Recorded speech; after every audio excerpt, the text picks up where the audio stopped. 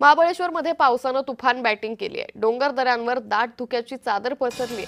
हवामान विभागाकडून जोरदार ते अतिजोरदार पावसाचा इशारा वर्तवण्यात आलाय। थंड हवेचं पर्यटन स्थळ म्हणून ओळखल्या जाणाऱ्या महाबळेश्वरमध्ये मान्सूननं जोरदार हजेरी लावली आहे।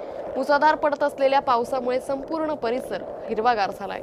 डोंगर दऱ्यांवरही दाट धुक्याची चादर पसरली आहे। वेण्णा तलाव, विविध पॉइंट्स आणि घाट परिसरात निसर्गाचं मनमोहक रूप सध्या पाहायला मिळतंय।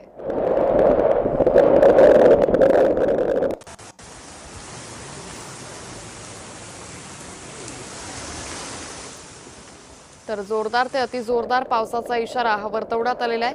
महाबळेश्वरमध्ये पर्यटकांची मोठी ये-जा असते। यातच सध्या महाबळेश्वरमधल्या या मनमोहक दृश्य पाहण्यासाठी पर्यटक मोठ्या संख्येने येत आहेत।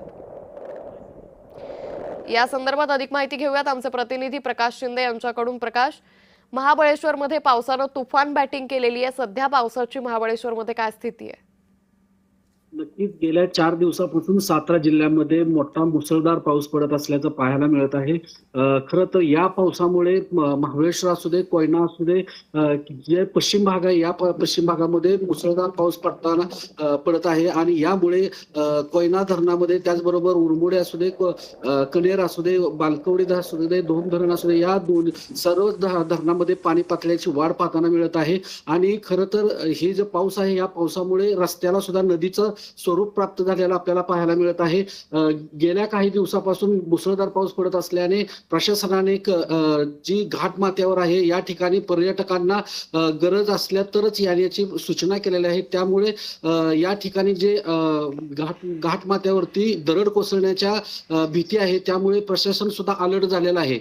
निश्चित पर्यटकांची मात्र संख्या काही प्रमाणात कमी झाली आहे का? कारण घाटमाथ्यावर मोठ्या प्रमाणात पाऊस बरसतोय आणि या पार्श्वभूमीवर पर्यटकांची काळजी घेण्यासाठी प्रशासनाने कशा पद्धतीने तयारी केली आहे? नक्कीच प्रशासन यासाठी खरं तर तयार आहे।